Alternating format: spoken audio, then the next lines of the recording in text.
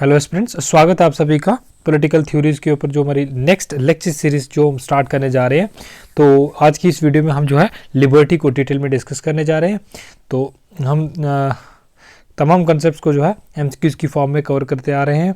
तो इसी तरीके से हम जो है पॉलिटिकल थ्योरीज के तमाम कॉन्सेप्ट्स को, जैसे liberty, rights, justice, democracy, citizenship, इन सभी कॉन्सेप्ट्स को जो हम डिटेल में डिस्कस करने वाले हैं एमसीक्यूज की फॉर्म में। तो बने रहिए चैनल के साथ। जिन्होंने अभी तक चैनल को सब्सक्राइब नहीं किया, बेल आइकन को प्रेस करके रख लीजिए ताकि जब भी मैं नई वीडियोस को अपलोड करूं तो आपको तुरंत नोटिफिकेशन मिल सके।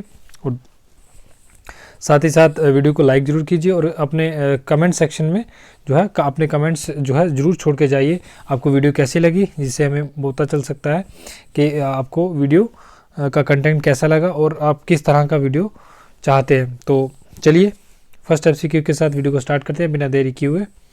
आज का फर्स्ट एमसीक्यू है, choose the statement which is incorrect about the relationship between liberty and authority, liberty and licence. तो क्या इनमें से सही नहीं है? आपने इनकरेक्ट को चूज करना। किसके बीच में? लिबर्टी और अथॉरिटी के बीच में जो रिलेशन है, या फिर लिबर्टी और लाइसेंस के बीच में जो रिलेशन है, उनको इन फॉलोइंग ऑप्शंस में डिफाइन किया गया। तो क्या इनमें से इनकरेक्ट है? Option number A, liberty demand due restriction on authority. क्या लिबर्टी डिमांड करती है कि ड्यू रिस्ट्रिक्शंस होनी चाहिए अथॉरिटी के ऊपर? Option number B, authority demand due restriction on the liberty, या फिर वाइस वर्सा क्या है, authority demand due restriction on the liberty. ये C, due expansion of liberty result in licence. Due expansions एक लिमिट में रहेगा, जब एक्सपेंशन होती है लिबर्टी की, उससे क्या होता है, लाइसेंस। या फिर undue expansion of authority result in tyranny. जो अनड्यू एक्सपेंशन होती है जब अथॉरिटी में, वो किस में कन्वर्ट हो जाती है, टायरनी में। या फिर ड्यू एक्सपेंशन, जब ड्यू एक्सपेंशन होता है किसका, लिबर्टी का, उससे क्या होता है, वो टर्न हो जाती है किसमें, लाइसेंस में। तो क्या ये सही है? तो आपने क्या बताना है कि इनमें से कोई एक ऑप्शन इनकरेक्ट है, उसको आपने चूज करना। तो क्या सही नहीं है? तो राइट आंसर क्या होगा? Right answer option number C जो है वो इनकरेक्ट है, क्योंकि अनड्यू एक्सपेंशन ऑफ लिबर्टी से क्या होता है, लाइसेंस को प्रमोट करता है, ना कि ड्यू एक्सपेंशन से। ठीक है, बाकी लिबर्टी जो है वो क्या करती है, ड्यू रिस्ट्रिक्शन होनी चाहिए अथॉरिटी के ऊपर, तभी जो है लिबर्टी पॉसिबल है। और साथ ही साथ अथॉरिटी के ऊपर भी ड्यू रिस्ट्रिक्शन होनी चाहिए ताकि लिबर्टी को एस्टेब्लिश किया जा सके। तो अनड्यू एक्सपेंशन होने के कारण लिबर्टी के वो लाइसेंस में कन्वर्ट हो जाती है, और अनड्यू एक्सपेंशन अथॉरिटी किस में कन्वर्ट हो जाती है, टायरनी में। ऑप्शन नंबर सी जो है वो इनकरेक्ट है। हम डिस्कस कर लेते हैं relationship between liberty and authority और liberty demand due restriction on authority, authority demand due restriction on liberty. ठीक है, ये वाइस वर्सा है। और अनड्यू एक्सपेंशन ऑफ लिबर्टी जो है वो रिजल्ट हो, उसका परिणाम क्या निकलता है, लाइसेंस। ठीक है, लाइसेंस प्राप्त हो जाता है। ठीक है, कुछ भी कर सकते हो। ठीक है, तो वहाँ पे जो है लिबर्टी पॉसिबल नहीं है जब undue expansion of liberty licence में कन्वर्ट हो जाता है। Undue expansion of authority result in tyranny. Tyranny क्या होता है? टायरनी होता है एक सिंगल पर्सन का या फिर एक सिंगल ग्रुप ऑफ इंडिविजुअल्स का रूल हो, जो क्या, जो कोहर्सिव हो, कोहर्सिव नेचर हो। ठीक है, next question, who said where there is no law there is no freedom. किसने कहा है कि जहाँ पे कोई लॉ नहीं है वहाँ पे फ्रीडम भी पॉसिबल नहीं है? तो option number A, Hegel, option number B, Rousseau, option C, Laski, option D, Locke. तो क्या सही है? किसने ये स्टेटमेंट दी है? The right answer is option number D जो है वो सही है। लॉक के द्वारा कहा गया। लॉक कहते हैं कि where there is no law, जहाँ पे कोई लॉ नहीं है, देयर इज नो फ्रीडम, वहाँ पे कोई फ्रीडम नहीं है। It is because limitless and restraint free liberty is not conducive to peaceful development. जब आप लिमिटलेस लिबर्टी की या फिर बिना किसी रिस्ट्रिक्शन के अगर आपको लिबर्टी दी जाती है, तो वो पीसफुल इन्वायरमेंट को डेवलप नहीं करती है। वहाँ पे एक्चुअल में जो है, रियलिटी में अगर आप देखोगे, जहाँ पे लिमिटलेस लिबर्टी होती है, वहाँ पे एक्चुअल में वो लिबर्टी होती ही नहीं है, वो पॉसिबल ही नहीं है, क्योंकि लिबर्टी को एस्टेब्लिश करने के लिए ड्यू रिस्ट्रिक्शंस की ज़रूरत होती है। जैसे आप अब अपने फंडामेंटल राइट्स को पढ़ोगे तो वहाँ पे देखिए आपको फ्रीडम्स दी जाती है, लेकिन कुछ एक रिस्ट्रिक्शंस के साथ, ताकि जो है सभी की जो लिबर्टी है वो एस्टेब्लिश की जा सके, पॉसिबल हो सके। Next question, slaves became so debased by their chains as to lose even the desire of breaking from them। तो ये स्टेटमेंट किसके द्वारा कही है?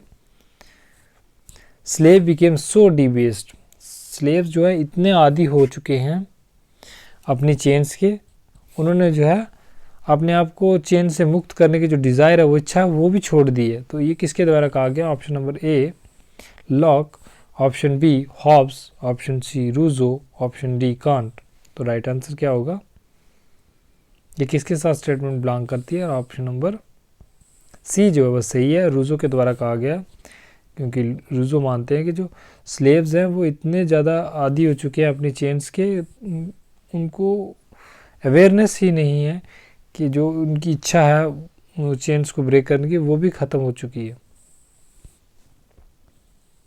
Next question, who has observed in his work principles of social and political theory that are relative and regulatory liberty.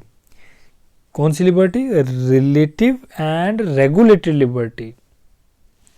Actually operative and enjoyed is liberty greater in amount than absolute liberty could ever B.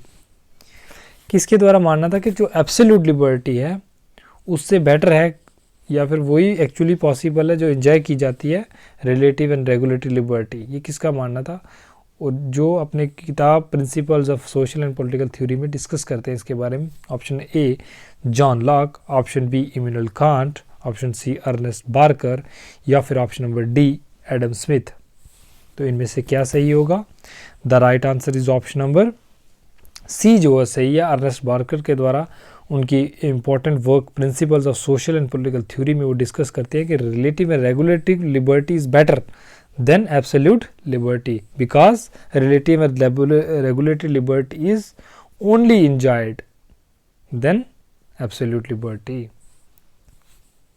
Relative and regulated liberty does not dismiss or dilute the essence of liberty। वो जो इस liberty का जो actually मायने है, जिसका motive है, उसको डाइल्यूट नहीं करती है। On the country it provide for a more substantial foundation. ये उसको बेस एक फाउंडेशन प्रोवाइड करती है, एक मजबूत फाउंडेशन उसके लिए स्थापित करती है जहाँ पे वो पॉसिबल हो सके। क्या? लिबर्टी।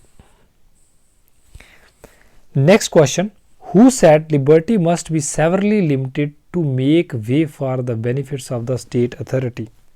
ये किसके द्वारा कहा गया? Liberty must be severely limited. जो लिबर्टी है उसको लिमिट में रखा जाना चाहिए to make way for the benefits of the state authority, ताकि जो स्टेट अथॉरिटी के स्टेट अथॉरिटी के लिए जो फ़ायदेमंद साबित हो सके। ऑप्शन नंबर ए Hobbs, option B Locke, option C J S Mill, या D all of the above. क्या ये सभी ने कहा? तो आपको सही चुनना है। तो राइट आंसर क्या? ऑप्शन नंबर ए हॉब्स के द्वारा कहा गया। हॉब्स का माना था कि जो है लिबर्टी जो है एक लिमिट में होनी चाहिए, लिमिटलेस नहीं होनी चाहिए, ताकि जो स्टेट अथॉरिटी है वो उसके लिए बेनिफिशियल साबित हो सके liberty. While Locke and JS Mill, Hobbes तो मानते थे कि जो स्टेट अथॉरिटी है शुड बी लिमिट, मानते थे क्या कि लिमिटेड लिबर्टी की बात करते हैं।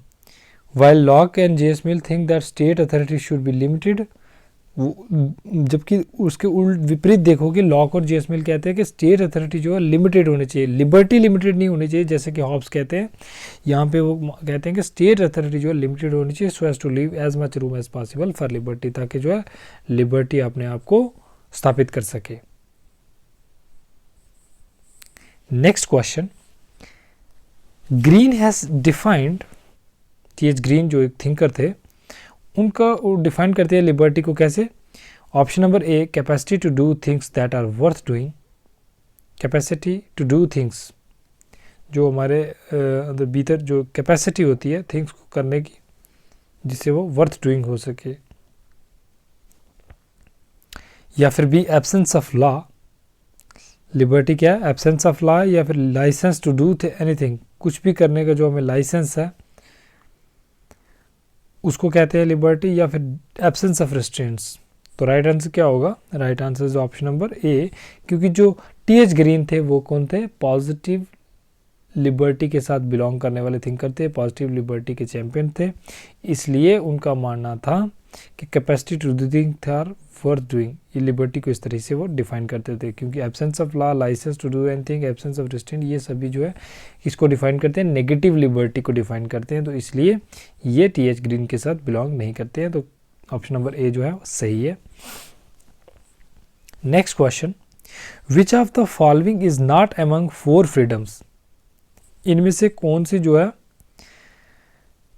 फ्रीडम नहीं है जो डिस्कस की गई है? Declared in Atlantic charter which was drawn up during the second world war, जो अटलांटिक चार्टर जो है जो ड्रा किया गया था ड्यूरिंग सेकेंड वर्ल्ड वार में, तो इनमें से कौन सी जो है फ्रीडम वो डिस्कस नहीं की गई है अटलांटिक चार्टर में? Option number A freedom of speech, option B freedom of worship, या सी फ्रीडम फ्रॉम फियर, या डी फ्रीडम ऑफ मूवमेंट।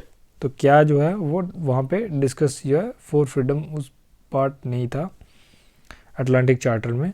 तो right answer is option number D जो है वो सही है, क्योंकि freedom of speech, freedom of worship, freedom from fear and freedom from want, ये 4 जो है ये फ्रीडम जो है डिस्कस की गई है अटलांटिक चार्टर में, जो किसके द्वारा ड्रा की गई है? प्रेसिडेंट रोजवेल्ट, जो कि प्रेसिडेंट कहाँ के थे? यूएसए के थे, और प्राइम मिनिस्टर चर्चिल जो थे उस समय यूके के प्राइम मिनिस्टर थे। Next question, who is not the advocator of negative liberty, negative liberty का एडवोकेटर इनमें से कौन नहीं है? Option number A Adam Smith, B Jeremy Bentham, C James Mill, या डी एल.टी. हॉब्स। तो राइट आंसर क्या होगा? कौन से चैंपियन नहीं है नेगेटिव लिबर्टी के?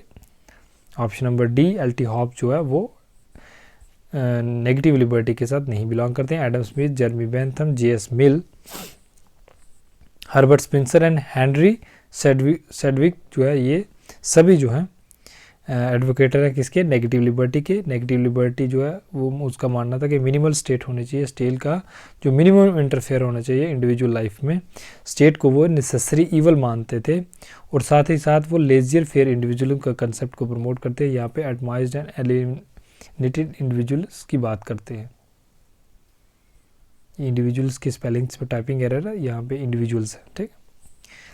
Next question, who had make distinction between self regarding and other regarding actions, इनमें से कौन से थिंकर ने जो है सेल्फ रिगार्डिंग एक्शंस को 2 पार्ट में डिवाइड किया है self regarding and other regarding actions में? Option number A Locke, option B Hobbes, option C Rousseau, option D J S. Mill. तो राइट आंसर क्या होगा? आई होप ये एक इंपॉर्टेंट क्वेश्चन है और इसका आंसर आपको सभी को मालूम होगा।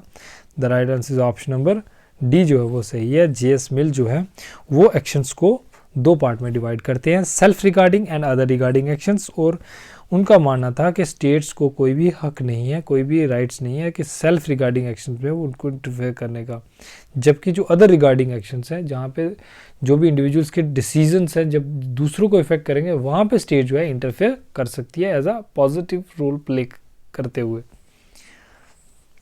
JS. Mill advocated complete freedom of conduct for the individual in the sphere of self, वो कंप्लीट फ्रीडम की बात करते हैं सेल्फ रिगार्डिंग एक्शंस में, और पॉजिटिव रोल ऑफ स्टेट की को प्रमोट करते हैं in other regarding action in securing social welfare. Next question, who is are the champion of positive liberty, positive liberty के चैंपियन इनमें से कौन है? JS. Mill, LT. Hobbes and Laski, B Laski, JS. Mill and James Mill, C James Mill, TH. Green and Laski, या फिर all of the above are correct. क्या ये सभी ऊपर जो है वो करेक्ट है? तो राइट आंसर क्या होगा? राइट आंसर ऑप्शन ए होगा, क्योंकि जे.एस. Mill, LT. हॉब्स और लास्की जो है ये पॉजिटिव लिबर्टी के थिंकर हैं, जबकि जेम्स मिल जो है वो किसके साथ बिलोंग करते हैं? वो नेगेटिव लिबर्टी के साथ बिलोंग करते हैं। इस हिसाब से ऑप्शन नंबर ए जो है सही है। बाकी जेम्स मिल दोनों ऑप्शन में, बी में भी है, सी में भी है, इसलिए वो दोनों इनकरेक्ट हो जाते हैं। तो इसलिए JS. Mill, LT. Hobbes and Laski जो ऑप्शन नंबर ए है वो करेक्ट आंसर है।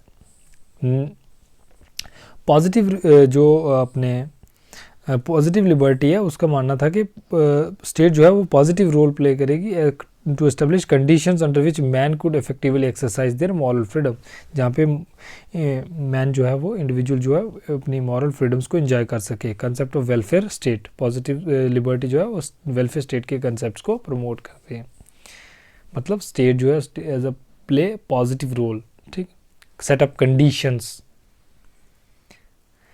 Next question, who is belong to the libertarian school of thought, जो लिबर्टेरियन स्कूल ऑफ थॉट है उसके साथ कौन बिलोंग करता है? Option number A Isaiah Berlin, B F A Hayek, C Robert Nozick and Milton Friedman, या D all of the above, या फिर ये ऊपर दिए गए सभी हैं। तो राइट आंसर क्या होगा? Right answer is option number D जो है वो सही है, क्योंकि Isaiah Berlin, F A Hayek, Robert Nozick and Milton Friedman ये सभी जो है लिबर्टेरियन स्कूल ऑफ थॉट के साथ बिलोंग करते हैं। तो लिबर्टेरियन स्कूल ऑफ थॉट क्या था? जब देखोगे मॉडर्न टाइम में पहले तो आपको नेगेटिव लिबर्टी का कंसेप्ट आएगा, liberal thinker, negative liberal, positive liberal thinker आएंगे, तो उसके बाद जो है आपको लिबर्टेरियन स्कूल का जन्म होता है।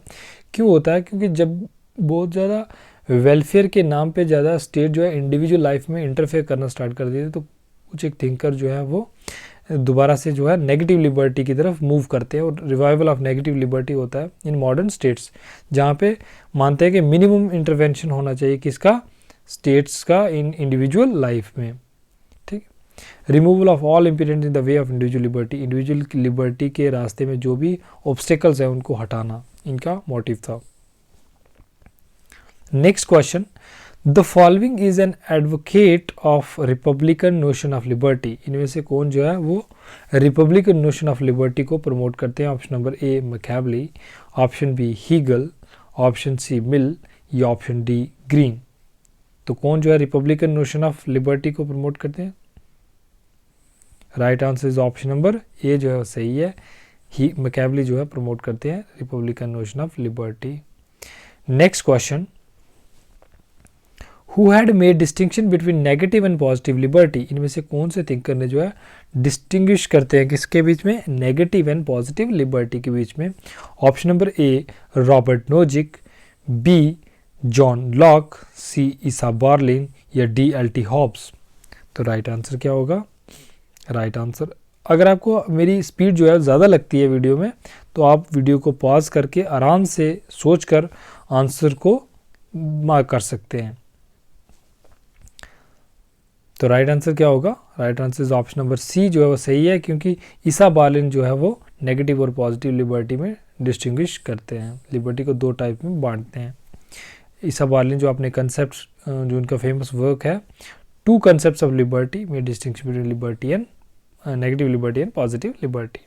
नेक्स्ट स्टेटमेंट है, if one can't fly like an eagle और स्विम लाइक अ व्हेल, अगर कोई ईगल की तरह उड़ नहीं सकता या फिर व्हेल की तरह तैर नहीं सकता, one is by no means deprive of political liberty on this account.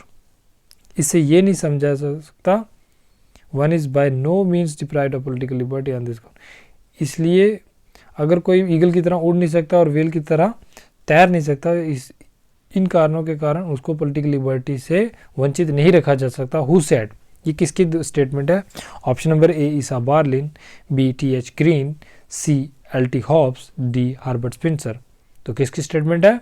Statement option number A जो है सही है, ईसा बार्लिन जो है उनके द्वारा दी गई स्टेटमेंट है, क्योंकि यहाँ पे वो मानते हैं कि ये नेचुरल लिमिटेशंस है, यहाँ पे ये इंडिविजुअल्स के हाथ में नहीं है, ये उसके अनअल्टरेबल कंडीशंस हैं। लेकिन जो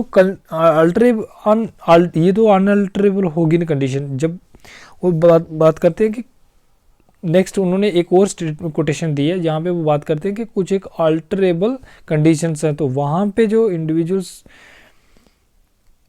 अगर कुछ प्रोडक्टिव नहीं साबित होता है, या फिर if a man is too poor to afford something on which there is no legal ban, अगर कोई इंसान जो है पुअर है, गरीब इसलिए क्योंकि वो कमाई नहीं करता या फिर उसको प्रोडक्टिव नहीं है, तो लेकिन उसको बैन नहीं है क्योंकि वो भी इक्वली काम कर सकता है दूसरों के मुकाबले।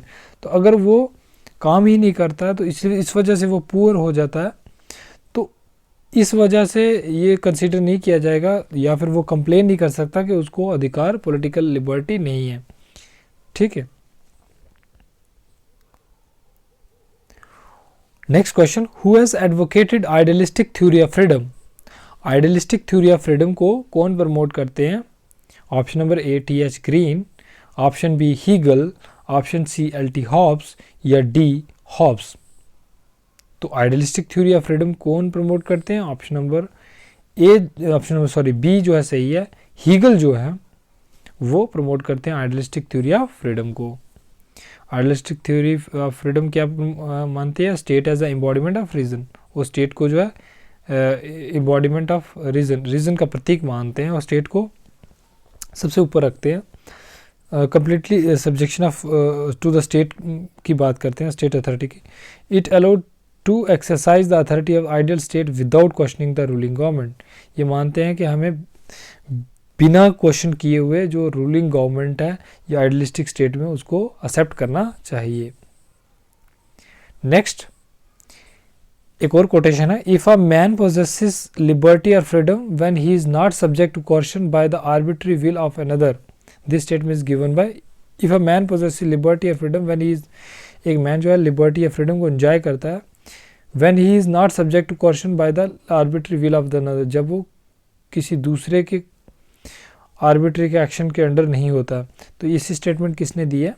Option number A Milton Friedman, B F A. Hayek, C Robert Nozick या D none of the above. The right answer is option number B जो सही है, एफ.ए. हेग के द्वारा दी गई है। उनका मानना था कि if a man possesses liberty और freedom when he is not subject to question by the arbitrary will of another. F A. Hayek जो उनका इंपॉर्टेंट वर्क है कॉन्स्टिट्यूशन ऑफ लिबर्टी, इसको भी याद रखिए, अक्सर एग्जाम्स में पूछा जाता है। तो freedom as a freedom from constraints of the state. Freedom क्या, फ्रीडम का मतलब है जो स्टेट के जो कंस्ट्रेंट्स हैं, जो दबाव हैं, जो प्रेशर्स हैं, उन उससे अगर हमें मुक्ति मिलती है उसको फ्रीडम का मानते हैं वो। Next question, choose a statement which is correct about F A. Hayek. F A. Hayek के बारे में इनमें से क्या सही है? ऑप्शन नंबर स्टेटमेंट 1 कहती है कि liberty consist in absence of question. Liberty का क्या मतलब है? Absence of question in the sphere of individual activity by other individuals are the state. क्या एब्सेंस ऑफ क्वेश्चन कब? In the sphere of individual activity by other individuals are by state. Individual differ in their talents and skills. Individual है वो differ करता है skills और talents में। And their equality before the law is bound to create inequality. जब उसको equality देते हैं लॉ के सामने, वो एक्चुअली इनइक्वालिटी क्रिएट करता है in their actual position in the terms of material status. Option number A जो है ओनली 1 क्या सही है? ओनली 1, ओनली 2 या सी बोथ 1 and 2 या डी नन ऑफ दीज, ये दोनों सही नहीं है। आपने करेक्ट बतानी है। तो right answer is option number C जो सही है, बोथ 1 and 2 दोनों, पहली और दूसरी स्टेटमेंट दोनों करेक्ट हैं हेग के मुताबिक। हेग मानते हैं कि it is better that some should be free. Hayek का मानना था कि कुछ एक फ्री होने से अच्छा है than none. It is better that some should be free than none,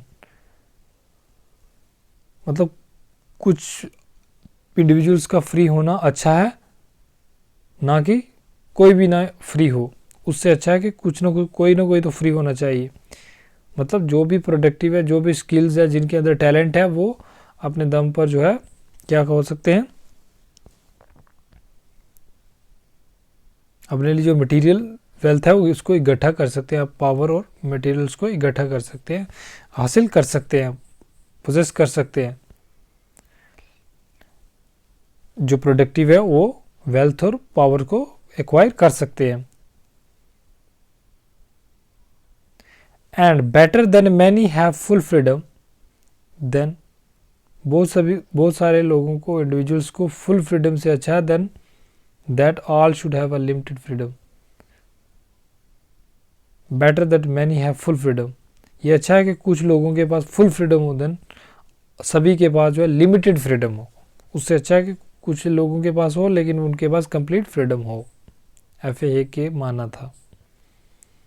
मतलब वो टैलेंट्स और स्किल्स को रिकॉग्नाइज करते हैं कहने का मतलब है, और मानते हैं कि जो भी प्रोडक्टिव है वो वेल्थ और पावर्स को एक्वायर कर सकता है। Next question, who is the author of capitalism and freedom? Capitalism freedom important work के ऑथर कौन है? Option number A Milton Friedman, option B F A. Hayek, option C Robert Nozick या D Rousseau.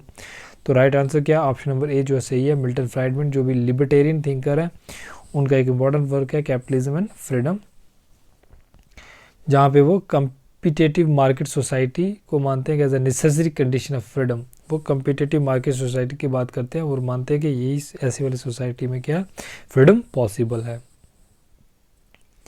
Anarchy state and utopia, a famous work is written by. Anarchy state और utopia जो important concept work है, किसके द्वारा लिखा गया? Option number A Robert Nozick, option B Milton Friedman, option C F A. Hayek या D none of these. तो right answer क्या होगा?